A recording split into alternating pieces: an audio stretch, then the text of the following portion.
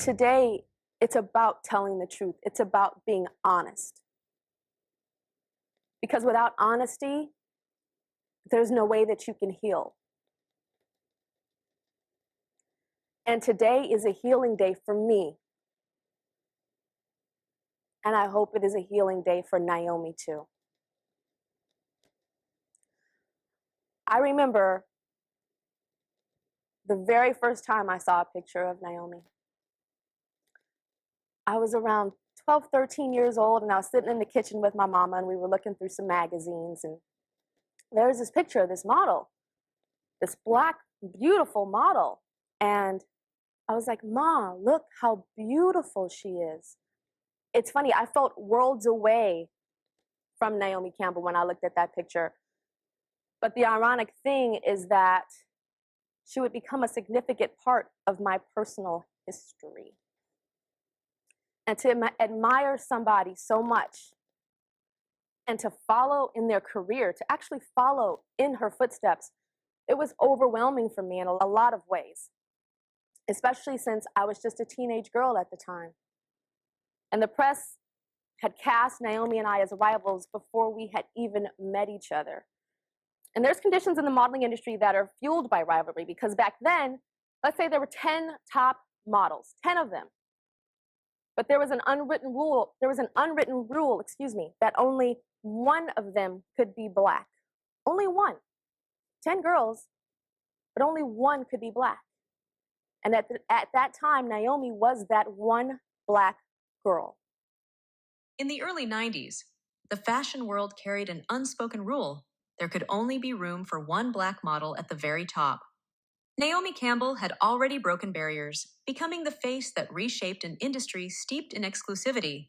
For Tyra Banks, still a teenager, the admiration she felt quickly collided with this reality, that her own rise would inevitably be measured against Naomi's. What could have been space for solidarity was narrowed into a contest defined not by the women themselves, but by the industry around them. I don't have an in-studio audience here with us today, so I'm going to ask you at home to please help me welcome Naomi Campbell. It's so weird because it's so quiet. I know. How are you? Have a seat. Thank you. First of all, Naomi, I want to thank you for coming here. You're welcome. This is not easy for me. I know it's not easy for you too, especially with so many years and years of. But I thought it was a good idea. What did you think when? Because I didn't want to call you personally because I wanted the first time for us to see each other. It's been a while. I didn't want to see you before the show because I think it's better to be fresh. But I'm happy to be here. I'm really happy, and I said yes right away. Yeah. I want to go back to when I was 17 years old. Mm-hmm. So that was about 14 years ago. How old was I? I was 17. I was 18, 19, 21. 21. Yeah. 21. So, 1991. Yeah, 1991. And I don't know if you know this, but even before I left for Paris, I had your pictures plastered all over my bedroom walls. I didn't know. Yeah, all. Oh. I had your pictures all over my bedroom walls. And I don't know if you remember. Do you remember the Azadina Laya fashion show that we did together? Yeah, when we had the braids. Yes. Yeah, I remember. And the little white frilly things. Yeah, yes. I remember. So you remember that fashion show. Yeah. And I called my aunt. I said, she's right behind me. Oh my gosh, she's so beautiful. She's right here. Can you believe it? Can you believe it? Can you believe it? Just a couple of weeks ago, I was at home looking at her pictures, and now I'm in a fashion show with her. But Naomi, do you remember what you said to me? Now, I want you something awful and cruel. Awful. What did I say? You said, I heard you talking about me. Which I do. I hear everything from everywhere. Yes. No, but no, you said you heard me physically. You were right behind me. You heard me talking about you. You called me the B word. And you said, and we have a photo shoot to do in Anguilla, and it's not going to be pleasant if you're talking about me like that. I probably did say that. Why did you say that? Because I probably just heard the tail end or just thought it must be negative, which it wasn't negative. So now it's something new. So I'm really sorry. It was upsetting. What are some of the things that, specific things that people would say? You don't have to worry about hurting my feelings or anything about me or about our, coexisting in an industry. What are some of the specific things they would say? And I can tell you some of the specifics. Just the regular, she wants to be you, but it's that those things for me, it doesn't matter now. It's now that matters for me, and the timing of, did I understand or did I believe in those people? Those people didn't also help me, because those people would still be the same people around me who would watch me be sad and watch me self-medicate and tell me, Naomi, you look beautiful, you look fine. I don't want those people around me. Those are the people that are very dangerous to have around you. So those people are no longer in my life. But at the time you bought into what they were saying? At the time, yeah. I'm trying to understand.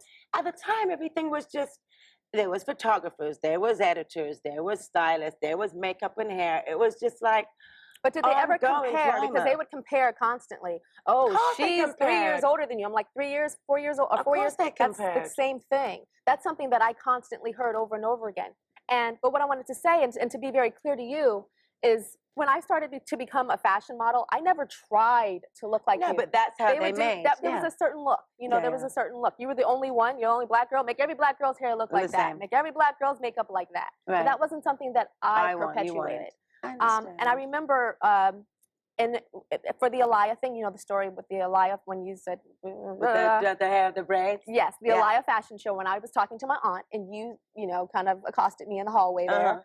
And then we went on that trip. We went on that trip in Anguilla. Yes. And it started beautiful. I was like, Mama, I called my mama. Mama, she brought me into her room and gave me vitamins. She was so sweet to me. I remember we were at Cap Juluca. Yes, we were at Cap Juluca. Yeah. But I remember being on a boat and I get seasick. I was very seasick on this boat. You were seasick on that boat? Oh, I was. I don't tell people. Like I didn't, especially in the beginning of my career. I just say I'm just taking a nap. Really, I wanted to throw up. Okay. Yeah. So I was laying down on this little plank thing. That boat shot there. I was laying down on a plank. Laying down on a pillow. Yeah. And you came and you sat down next to me. And I think you let me put my head in your lap, or you put my feet on your lap. Right. And you're like, sweetie, are you okay? Are you okay? And I said, actually, yeah, I'm okay. I'm okay. And then you said, I have to ask you something. Right. See, I remember this because I was so new and young. You said, I have to ask you something. Do they try to make you look like me? Right. And I said, I don't know about so much now, but in LA, yeah, they really did with the little short black wigs and you stuff. You told me that, yeah, yes. I remember. And Naomi, you got up, pushed me away and said, yeah, I thought so. And you turned. I did. You went from the sweetest woman that was giving me vitamins to someone that terrified me on that trip. Oh my God. And understandable, I can understand. I was told on that trip that I was sent home because you didn't want me there anymore. So I didn't finish that trip. True. That's what I was told. I don't have the power in the winter. There are some specific things that I remember as if it was yesterday that hurt me to my core. And I want to ask you about that. And I want to see if you remember them too. We'll be right back. As their paths crossed, the tension between admiration and rivalry deepened. What might have been a mentorship turned into distance, with Tyra recalling moments that left her shaken and uncertain of her place. In an industry built on appearances, words carried weight, whether spoken in haste or remembered with pain.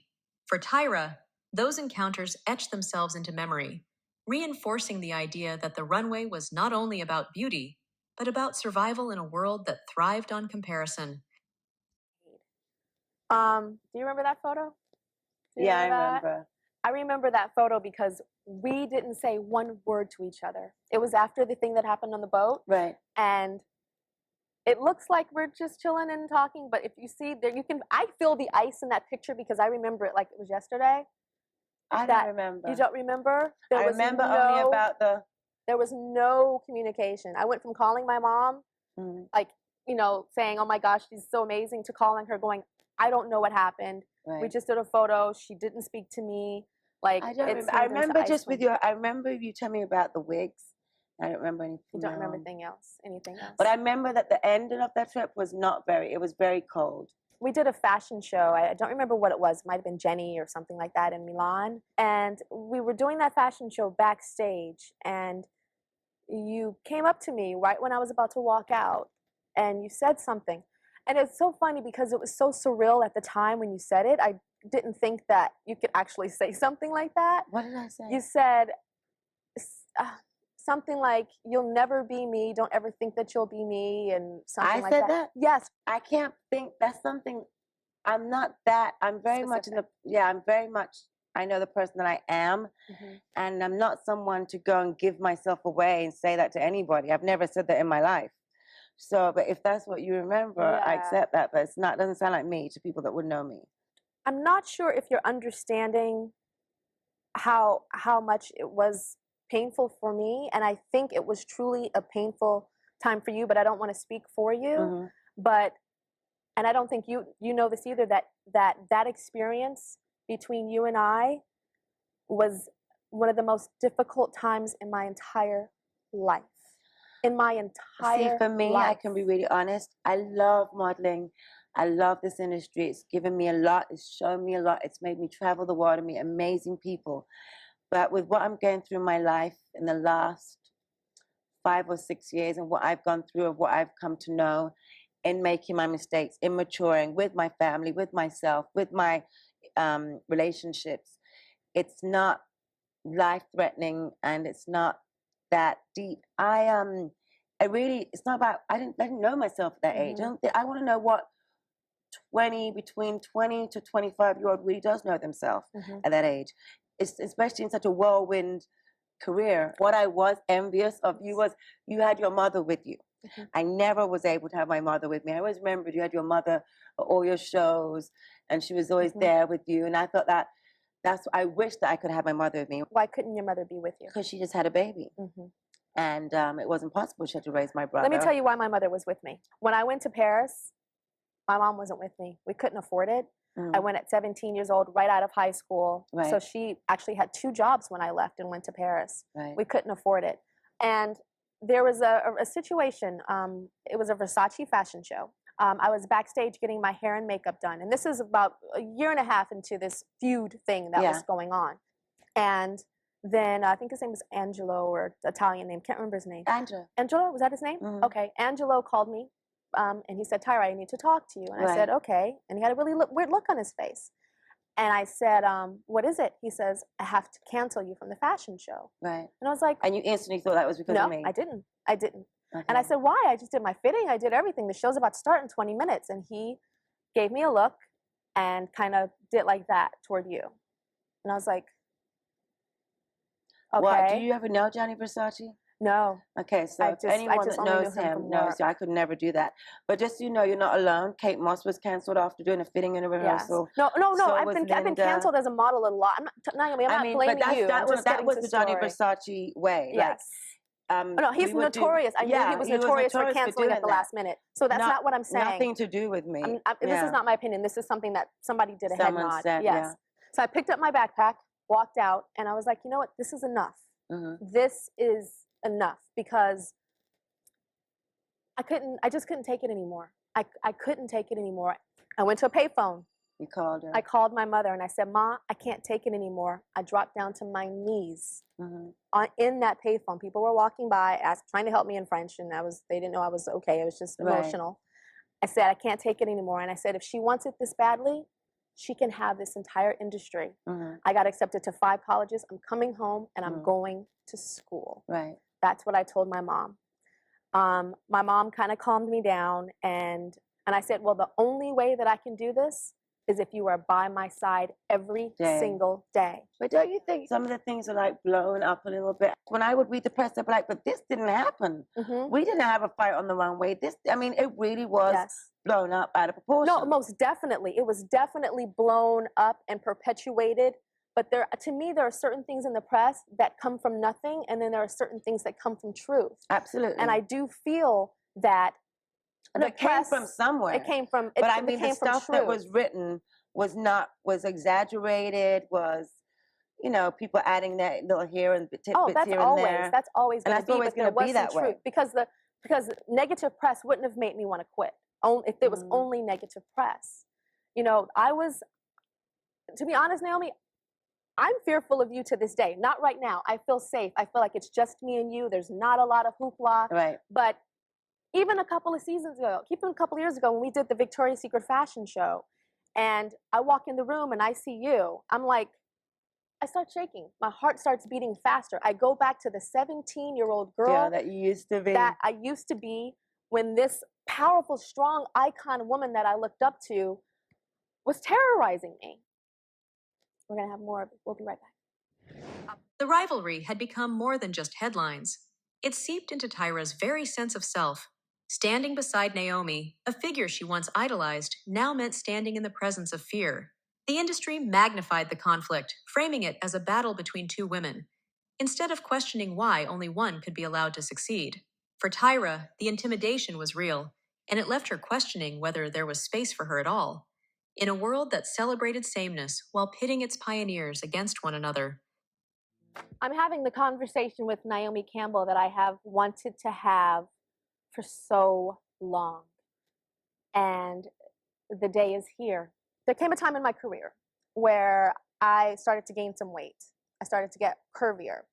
And I was told by my modeling agency that I needed to lose some weight. So I tried to lose some weight, and I was like, you know what? This isn't for me. Right. And I'm going to have my agency call Victoria's Secret, call Sports Illustrated, so that I can change my career and won't have to worry about being so thin to be a high fashion model.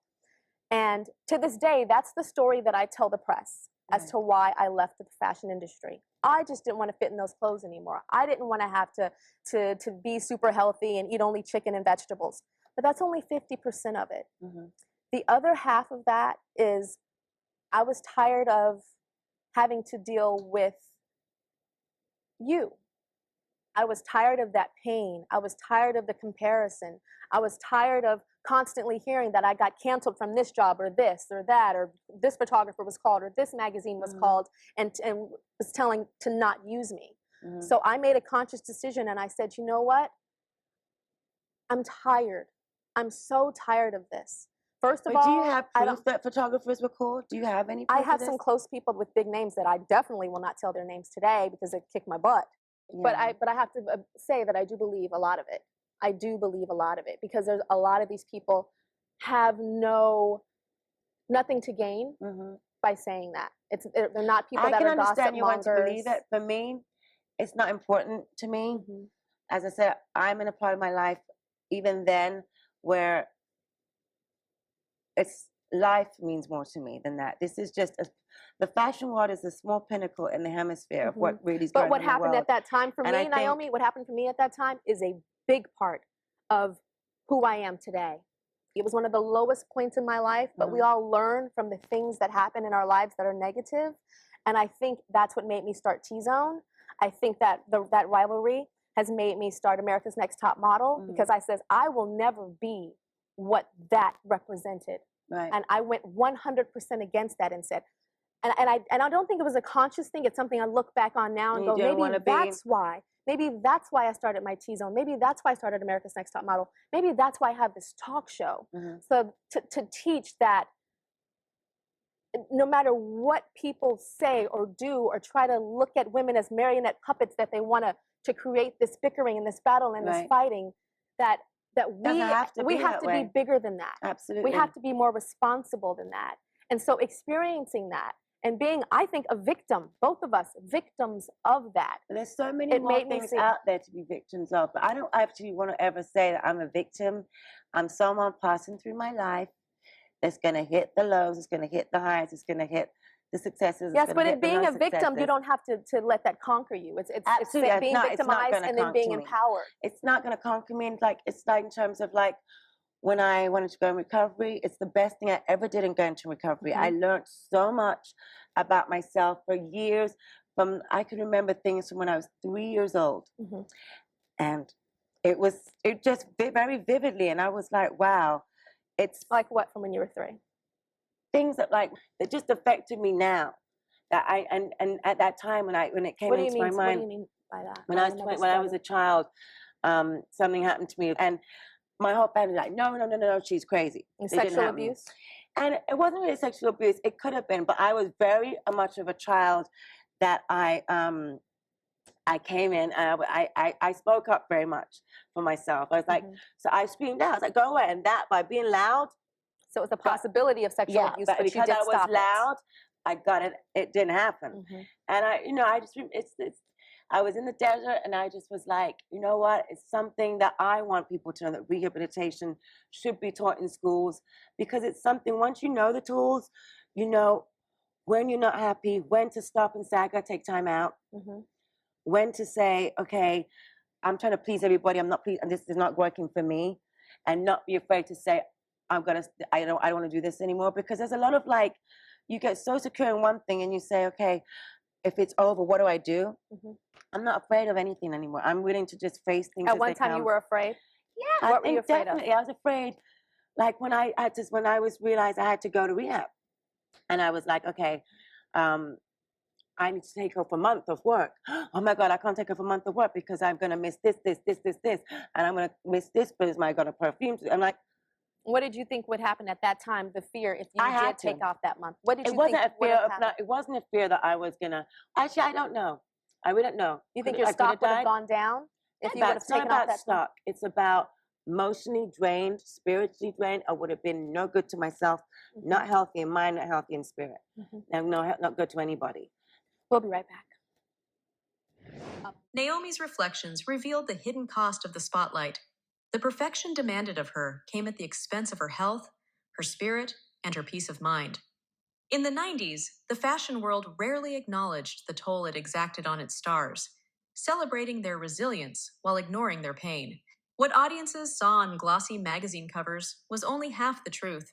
Behind the glamour, both Tyra and Naomi carried burdens no audience, no photographer, and no runway could ever fully capture. About the feud that has been going on between us for 14 years. And I feel it's a conversation that we're having now. I feel it's 14 years overdue. Do you feel like you've had to put up a lot of defense in this industry to survive in an insane world? I put up defense because I don't want to show my vulnerability. I put up defense like it's like I think people who really know me, Tyra, my really close friends, you know, I have a big heart, I'm very generous, when I'm very loyal. Mhm. And I'm happier now than I was in my 20s. I'm Mhm. much happier now. Why is that? Because the way I was living my life then was too much. Mhm. I was like trying to make everybody else happy, but I wasn't happy. Mhm. You weren't happy. No. So what did you do by not being happy? Because to me, well, I as a tried to young self-medicate and I try to numb my pain. Mhm. And in, you know, 97 was a really difficult year for me. I lost 6 friends in very strange circumstance, one of them being Gianni Versace. And I think that was a year when I started to go down because I was really not knowing how to cope with grief. I didn't know. Mhm. You didn't know. And how did you deal with it? You dealt with it by taking. I self-medicated myself. Mhm. I drank. I went out. I just was like, no, I'm fine. Don't worry Mhm. about me. I'm fine. But each time another drama or another grief or death came into my life, it wasn't enough time to catch up from the last grief. So it was just one big melting ball. It just rolled down. So when I met you, when I was 17 years old, say until I was a fashion model till about 25 years old, Mhm. were you self-medicating yourself at all during No, that time? I didn't take my first drug until I was 24 years old. 24, Mhm. really? Let's go back to Paris. I'm 17 years old, and all these people are saying these negative things. Oh, look out, Naomi, here comes the new one. Uh-oh, you better get back. Oh, look, she's trying to look just like you. You better get that. How would you handle Not now. if I had that knowledge of. If you could do it all over again, how would you handle? I think I wouldn't. I just really simply wouldn't have bought into it.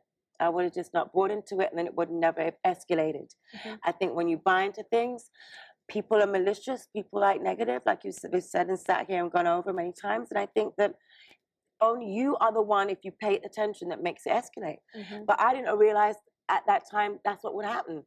I was like listening because I was not a little older than you, but I was also not in my country. I was also used to, oh, you're this, you're that, you're this to that.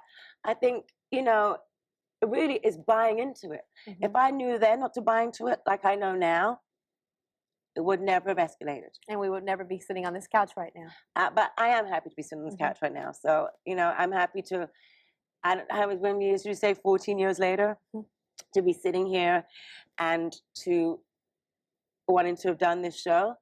And I didn't really tell anybody that I was coming to this show because I didn't want to have to hear what they thought. So I thought I'd come. They don't know I had to go to LA, but they don't know what I had to come there for. And they will now. But no, I'm happy that I came. I'm happy that you came too. I really am. I really am too. Are we ready for the audience? Yeah. Okay, because I couldn't have done this with the audience here. So When we come back, we're going to have everybody here, the entire audience, and Naomi and I together for the first time in front of an audience in, I don't know how long, a long You said time. 14 years. 14 So years. she's 14 years? Yeah, 14 years. 14 years, all right. 14 years after the feud began, the two women finally shared a stage together. For the audience, it was a historic moment, not just because of who they were, but because of what they represented. The fashion world had long profited from their rivalry, but here they stood, side by side, no longer defined by competition. In this space, their story shifted from spectacle to humanity, a chance for both Tyra and Naomi to reclaim their narrative and to acknowledge the cost of an industry that too often thrives on division. Well, before the break, I have to say that one of my wishes, one of the biggest wishes that I've ever had has come true. I had a conversation with Naomi Campbell, a long, in-depth conversation, and I got a lot of answers, and it has started my healing from all of the devastating rumors and gossip and rivalry and pain that I have experienced. I've started to heal, and I think Naomi has too. And now the audience is here, right? The audience is here. So now I want all of you and all of you to again welcome Miss Naomi Campbell. Who would have ever thought Tyra and Naomi would be on the stage sitting here together? Who would have ever thought that? I have something I have to say. What's that? I have something I have to say before we start. However I've affected you, or have you felt that I've affected you, I take my responsibility. And I just want to say I'm very proud of you for being a powerful black woman sitting here and doing what you're doing. And please continue. Okay, Thank you so much.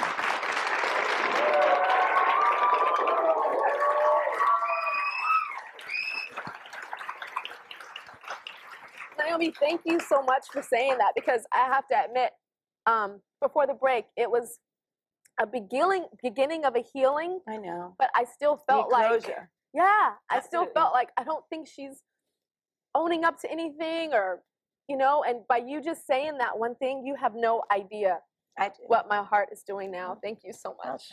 Okay. Thank you so much. Guys, Sorry. thank you so much. Oh, I'm tearing up right now. You're tearing up right Thank now. And one of the things that I didn't know and that you didn't know is that your mom and me have the same exact birthday. Why do you think that made you tear up when you found that out? I'm going through a lot with my mother. My mother has breast cancer and also cancer in the arm. And she's right now in America having treatment. So it's been a lot of things. I mean, a lot of having to learn and read and books and doctors. And I'm her only daughter. And she has my brother is 20. And so it's been just how valuable. And my mother's really been the only one there for me. So it's like been very much like learning something new, which is fine. I'm happy to learn. And I know that I'm very optimistic, and so is she. And they have incredible doctors in America. Most definitely. And that's why I'm happy she got her here. And she's getting the best help, and she's very happy and optimistic. So when you so the reason why you teared up is because you're going through that with your mother. You say that I look like your mother, which I have to agree. I look like your mom, and we share the same birthday, and we've had a history. Yeah. So it was just a whole bunch of emotions. It was a whole bunch of things, and that just like put the lid on it for me. Well, my prayers are with and for your mother, and I'm sure my audience, everybody at home too. Thank you so much. Thank you for a speedy recovery. I didn't know that. I'm so sorry. I didn't know that. Hey, she's a fighter. She's a fighter. Yeah, she's a fighter. Okay, now one of the things, Naomi, that I was fearful of in the past was this reputation. Oh, Naomi, she's violent. She'll kick your ass. You know, like don't mess with her. And so I never saw that happen. But you hear all these crazy stories. Oh, I've had some crazy things happen to me in my life. Absolutely, some that I am not proud of. That if I could turn the clocks back, I would not have made them happen, which they'd never happened, but they happened. And as I said, I'm human and I make mistakes and I'm living with them, but I'm aware that they were wrong. I'm aware that no one should ever push you to the point of making you lose control. That is so important, because it's all, everything every self-respect is gone. It's gone. It's gone. So what do you do now? I walk away. I mean, it can be a boyfriend, it can be I have to walk away. I can't relapse on my anger. Because what happens is you're Naomi but Campbell, the also- millionaire, and they're like, hit me also- right here. Exactly. Hit me right here. You know, they'll try to take advantage of that. But there's been situations where it has come up that, you know, because I have had that past, it's easy for people to say, oh, she did that to me, and it is a payout. And that's the double-sided sword, basically, if that what happens with that. Well, you do have a sense of humor about it. I got it. I mean, I think I was sent a T-shirt last Fashion Week. Someone sent me a T-shirt saying Naomi hit me, and on the back it said I loved it. And they sent it to me. And they said, "Well, will you wear it?" And I said, "Of course I'm going to wear it. What am I going to do?" But it's, you know what's so funny? Miss J, you know, Alexander? Miss J Alexander actually wore that shirt. He got. How did he get one? I don't know. He wore it on America's Next Top Model. Did not. So I was gonna blur it out. Do you want me to still keep it in the show, No, or do you want me to? Keep it in the show. Okay, it's in the show. Let me start making bags in the show. I was gonna blur it out. I was like, is she gonna think I did that? I didn't do that. Thank you. All right. No. Well, I know you have a sense of humor about this whole Violet Naomi thing, and you actually did a very funny commercial spoofing yourself. Now, when we come back, I want to talk about something that's very close to my heart and the reason why I did this show in the first place, and it's about sisterhood. This is my crusade for this season, sisterhood, and I have a lot to say about it. And when we come back, you'll see. We'll be right back. Today is a beautiful day. Today I can rejoice because I have made peace with this woman right here. I have made peace with Naomi Campbell. Yeah. And one of the reasons why I wanted to do this show is because sisterhood is so important to me. I feel like women hate on each other. We're jealous. We fall into prey. We become marionette puppets of what people think women are supposed to be. And it has to stop. If Naomi and I can sit here and after 14 years of going through a living hell, you know, I feel like if I can do it, you can do it. And this is my call to action for women to support each other, to stop the competition, to stop the, you know, when a woman walks in a room and you're like, oh, she thinks she's all that. You know what I'm talking about? And a lot of the times what we're really saying is, oh my gosh, she looks fantastic, or she's so smart, or whatever it may be. Or you could be feeling very insecure Yes, about yourself. Feeling insecure about yourself and tearing others down. And this is my call to action to get that to stop. And I'm creating a sisterhood initiative, a crusade for us to be one and to stop the hate. This conversation marked more than the closing of a chapter. It was a rare act of healing in an industry that seldom pauses for reflection. Tyra and Naomi, once cast as adversaries, confronted the myths, the pain, and the pressure that had followed them for over a decade. Their reconciliation offered more than closure. It was a lesson in resilience, in sisterhood, and in the power of rewriting a story that was never truly theirs to begin with. In the end, they reminded us that legacy is not built on rivalry, but on growth and truth.